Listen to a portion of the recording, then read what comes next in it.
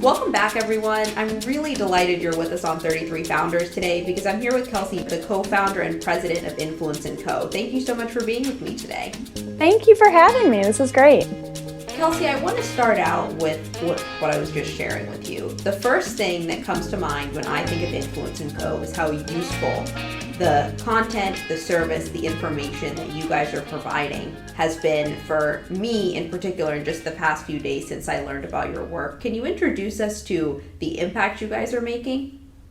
Absolutely. Well, I really appreciate that. And that is very core to what we do and what we try to do with clients, is that useful content. So when we look at the type of marketing that we do, we always say it's coming from an expert with the sole purpose of educating an audience. And so it's very different than I think a lot of traditional advertising or marketing. And so we really hope that the impact that we're making with our content and with the content that we're helping our clients write is that it's giving people information that they can then use in their everyday lives. So whether that be to a professional that we wrote content about, what to post on social media, or with one of our clients who writes an article about how to get your 20-year-old son off the couch and into school. So there are a lot of different types of industries that we help clients write on, and we're always aiming for that, like you said, really useful content, because that can really make an impact in helping others.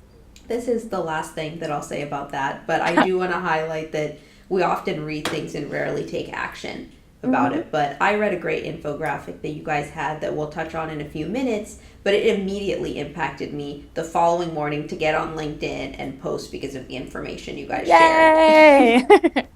That's wonderful.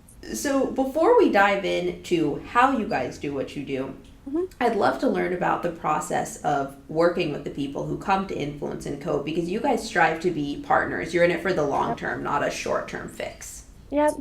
Yeah, so anytime we start out working with someone, the first thing that we do is have what we call a kickoff meeting, where really what we're doing is just digging into everything we can about their company. We want to know everything from, who their clients are and what they need help with, to what type of writer do you see yourself as? And if you had to describe yourself as a cocktail, what would it be? Because we're trying to understand their personality and understand their tone of voice in writing. And so when we start with that, it really is a long-term relationship and a collaborative relationship, because we work where we don't do what a lot of people consider like ghostwriting. Instead, we collaborate with the clients to come up with topics that would be relevant to their audience. And then we interview them and take their expertise and their knowledge, and we turn it into a full-length article. Because most of our clients are wonderfully intelligent and have so much knowledge in their industry, but either they are not particularly good writers, or it just takes them a really long time. And so they need someone with that expertise in writing to really help finalize the work. I want to touch on pieces that are written by ghostwriters, which can work sometimes, other times it doesn't. However, you guys did a survey of 150 editors, and 20% said that unoriginal content is just a no-no for them. They're not interested. Why is personalization so important? I think because people relate to other people. A lot of times we talk to our clients about how this type of content coming from an individual is really humanizing the brand. And if you look at an article that is, a list of 5 things to do, but there's no personal examples, there's no, here's, if it's about social media, here's what I posted and how it worked for me, or here's, people that we interviewed and how it worked for them.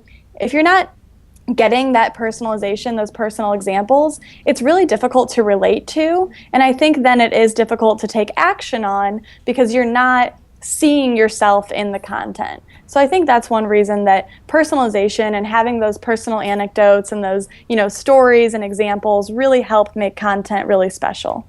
Your co-founder, John, wrote a great post about that and shared why it's important to share some personal information. And I've always wondered, Kelsey, what's the balance of that? Sometimes I feel like I've told my life story, and the other times it's like I sound like a robot. I probably would always veer more on tell your life story because that's what gets me excited and reading about people, reading stuff from people. But I think it all depends on your audience. And that's partly when we're working with new clients and we say, is your audience someone who is looking for cut and dry information? And so the only examples we should include are ones that are going to further their knowledge, or are they someone where it's more of an emotional, what your product is, what your service is more on the emotional side, that you really do need to share that personal part of you to engage with them individually. So I think a big part of it is the industry that you're in, who your clients are, and really what messaging makes sense for them. Can you give a couple of examples of teams that you've worked with who've achieved Yeah. this? Absolutely. We have one of our favorite clients, this one woman named Zainab Elgaz, and she runs a company called Confirm Biosciences. And it's a wonderful company. They do a lot of different things. So one of the things they create is at-home drug tests. And she writes content as a mother. She talks about her experiences as a mother and her fears for her children and, abusing drugs and things like that. And she's able to share these really personal things that make sense because of what she's selling and what she's talking about and what she's educating people on. And when you read an article from Zainab, you feel like you're talking to her because it is so much personality is shining through. So I think she does that extremely well. And then kind of on the other side of probably more, more business oriented, more professional is we work with Allison Engel from Dell. And she's writing a lot of content targeted at entrepreneurs because Dell has this entrepreneurs network. And she's writing content from her own experiences. She's also able to feature a few entrepreneurs that Dell has worked with and share their stories. And it's something where maybe it's not, as emotional as personal, but by sharing those examples and stories of different entrepreneurs, she's really able to connect with that audience of entrepreneurs. I'm thrilled that you mentioned the two different types of examples, so I can talk about my experience with my own little brother and say, this is how it relates to this athletic company. Or I can just talk about an experience with an entrepreneur I know who founded a company about that. Yep. Personal Exactly. examples, two ends of the spectrum when it comes to knowing your audience. And I appreciate the way Influence & Co. says, hey, you don't need to be in Forbes if your audience is not reading Forbes. Yep, absolutely. And that's something that it seems obvious to some people, but a lot of people at the same time are like, well, I just want to be in a huge publication.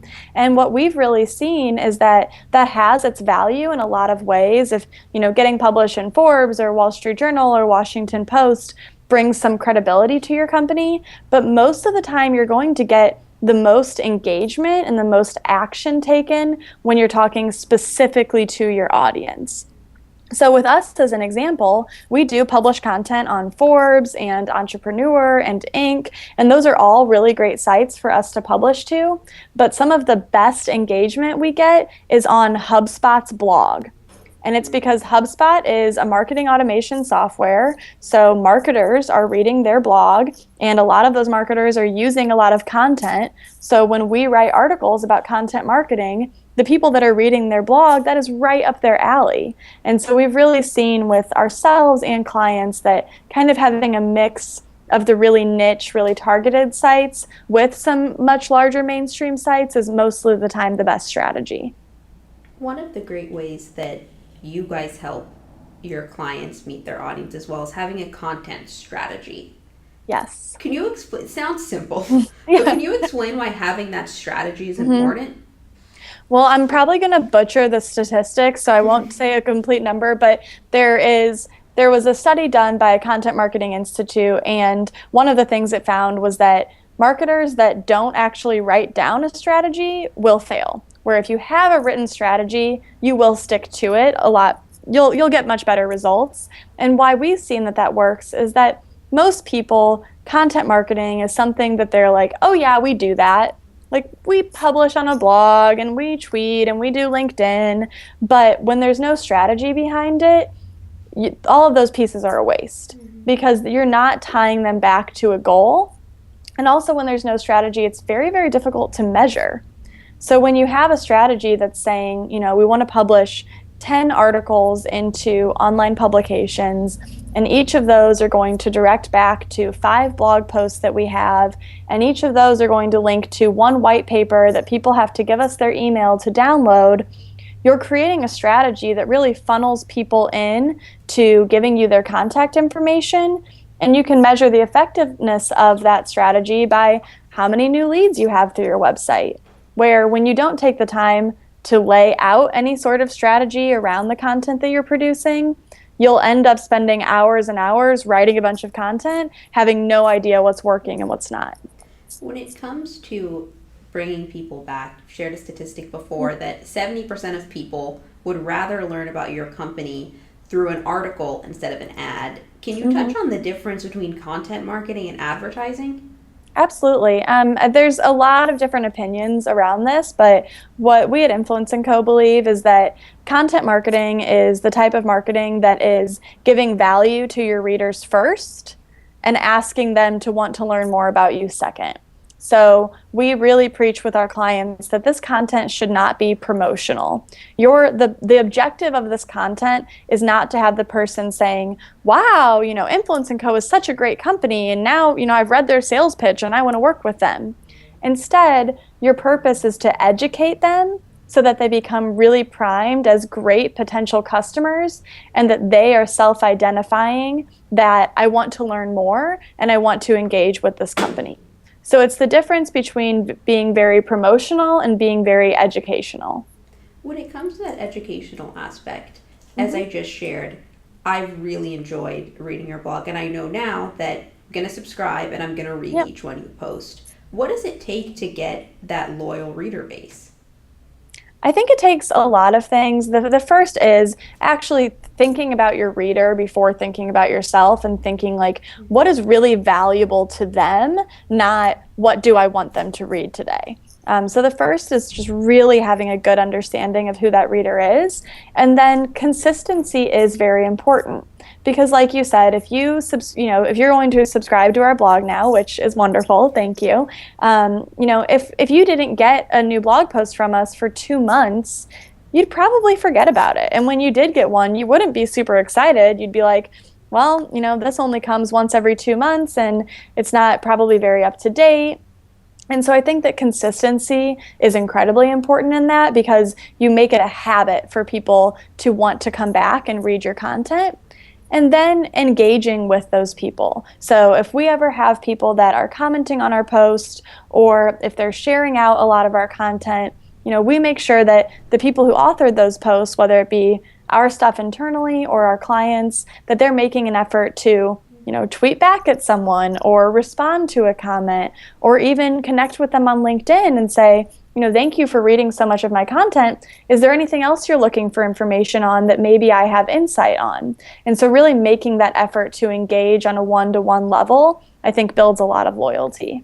I think that's so important, because there's, for example, a blog series that I love. I'm not sure if you're familiar with the First Round Review.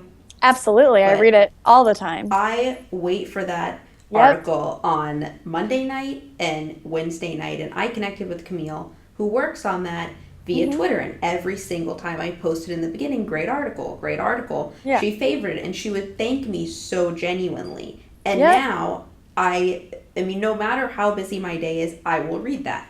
That's awesome. That's such a great example. I absolutely love First Round Review. I think their content is fantastic. When it comes to the executive or someone at a startup where things are crazy, and they say, Kelsey, I appreciate you telling me about responding to people. I don't really have time. What's your response to that? For most of them, if they're our clients, we say, okay, well, let's free up your time instead of the content creation stage. Like, let us do that for you so that we can make this part easier. And the other thing that we say is there's so many tools out there for making this very easy. We're not telling you to respond to every single person, but you can take 5 minutes for each article that you've published and respond to a couple tweets, respond to a message. And then again, if they are our clients, we try to make it very easy on them, where we'll send them in an email, hey, this person commented. If you shoot back an email to us real quick, we can post your reply. Just things like that to try to make sure that there's as little barrier as possible to taking the time to engage. When it comes to the effort you're making to simplify that process for them, what I love about Influence and Go, something I read in your blogs, you guys really practice what you preach. You realized, hey, we're just updating our blog with things that are happening in the company. Why don't we help someone like me, for example, who's going to come in and read and really benefit? By using your own process, you guys had a 474% positive ROI just from developing your own strategy. Can you give us a glimpse into that?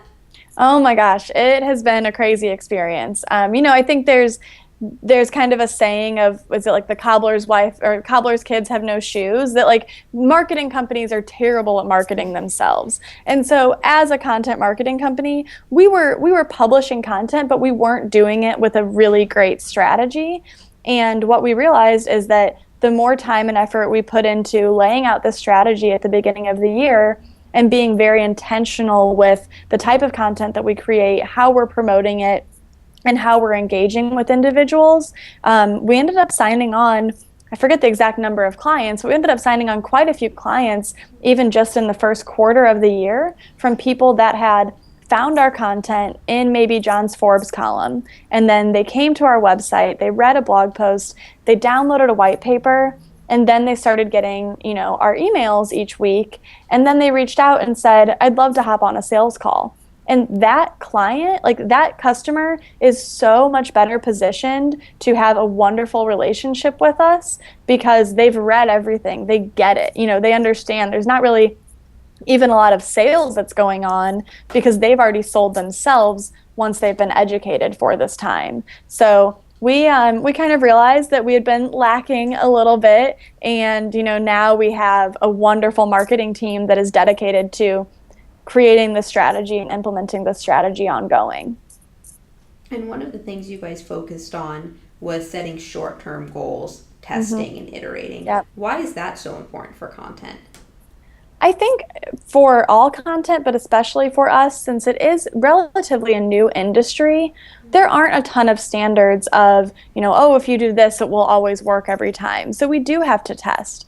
And so we tested everything from, the color of the download button on our site to, doing a 1,000-word article and a 500-word article around the same topic to try to understand, which are people engaging with more? Do they want long form or do they want something really short? And so I think that for us, each time we're testing something, we're learning a little bit from it and we're improving every time.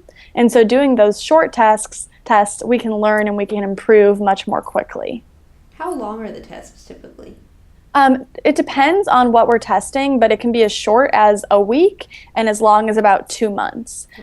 When we tested the color of the button on the website, I think we left it for a month because we wanted to make sure, we get on average about 25,000 visitors to the site, and we wanted to make sure that we got enough visitors to actually make it a statistically relevant number. When it comes to the white papers, which you just mentioned and reminded me of with the download button, can you emphasize the importance of that? They're really helpful. Well, thank you. I appreciate that. I think that there's a few different things. One is that you want to meet your readers where they are, and so you want to have the opportunity to give them more in-depth content, which a lot of times would be difficult to do through a blog post, but might be easier to do through a white paper that you can make much more visual and have, a PDF that they can easily pass around. But the other thing is that it's a huge part of our lead generation, funnel, that if people are coming to the site, if they've read a bunch of our blog posts and they want more information, most likely they're a really qualified lead. And so we're basically having an exchange. We're saying, we'll give you this piece of content that we put 50 hours into creating, and in exchange, can you tell us a little bit about yourself so that if we do think that this is a good fit, we can reach out and potentially set up a sales call. And so with that, now we have, we're getting around 1,000 leads a month from people that are downloading our white papers. And we have someone on our team whose full-time job is looking through the people that downloaded Oh, stuff wow. and seeing, okay, if this is a good fit of someone who would be a really good client, then I'm going to send an email to them saying, I hope you enjoyed the white paper. Let us know if you have any questions, and we'd love to hop on a call and learn more about your company. So it's a really, really great lead generation and sales tool for us. And is it just when it comes to reaching out to them, is it one email or are there follow-ups? There's follow-ups. That's something that we're testing in our testing and iteration.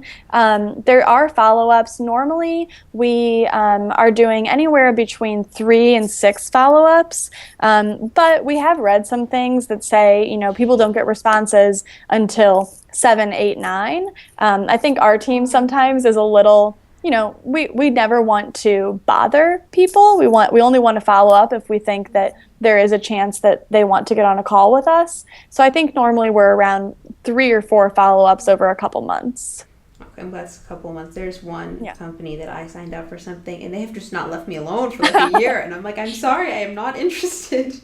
Exactly. And that's where, we have a pretty good system. We use HubSpot, the marketing automation software, and we have a pretty good system where if someone says, hey, not interested, they automatically get flagged of like, don't send them anything else, because we're users, we're customers ourselves. We know how annoying that is. So there's no point in being that spammy company. It's never going to turn out well.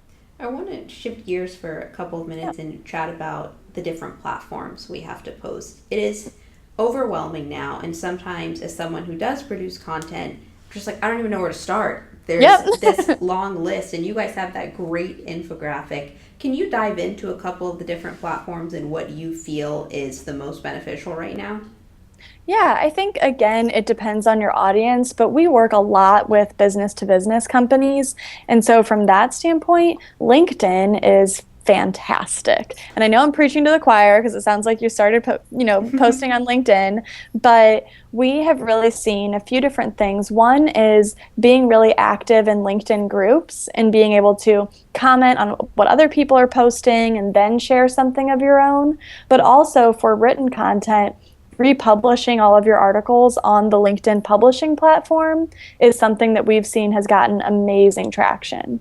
So for us, we do most of our distribution through LinkedIn, through Twitter, some through Reddit and Quora. We don't really use Facebook a lot because we've seen that for our audiences, it's not the best distribution platform, but for someone else, it would be Facebook and Instagram and Pinterest. Mm-hmm. So it really just depends on who you're trying to reach and where they're living online.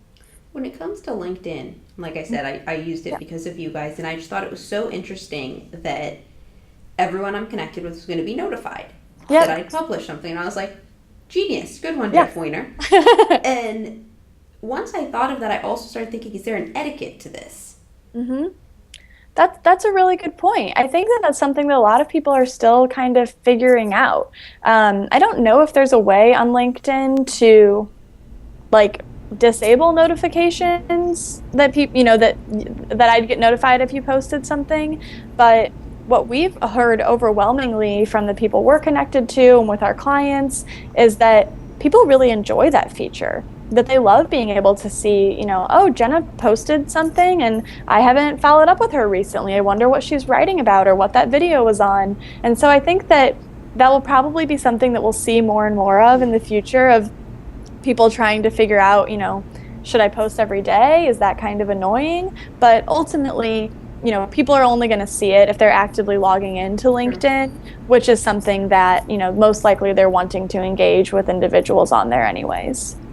I'm glad you mentioned video because I was shocked when I read this on your site. By 2017, online video will be 70% of consumer. That is not a normal number. Well, that's great for you. Yes, that's wonderful for me. But what does that mean for brands? How are they going to shift their content? I mean, that's something that, we're really looking at right now. I think that people have always wanted to consume content in different ways, and so I think it's always important to have variety. I think that as people move more towards video, there will probably be a lot more companies that pop up that help brands create video at low cost, because right now video can still be very expensive for some brands because they're nervous about doing something that is not perfect quality. And so they think, oh, we have to have a production company and we have to have all the lights and the audio, where, sometimes a Skype conversation is what works best. And that's the level of quality that is most appropriate for that message or whatever it is that they're sharing. So I think we're going to see a lot of brands that are going to start to tip their toe into video even more, and maybe be okay with not having every video be, wonderfully produced. When it comes to not only producing the video, but sharing the video, do you have any predictions on distribution platform? Do you think it's going to be YouTube and Facebook video? Will something new come up? I personally think that Facebook video will take over. I just think that they've created it now where it's so easy to view within your timeline, and so many people are using it and it's working so well. So I don't know a lot about different video platforms, but to me, Facebook video seems like something that will continue to grow. Something else that I thought was super interesting that you guys shared in that post was that 50% of executives watch a video once a week. So for your market in particular, B2B, that's huge. Yeah.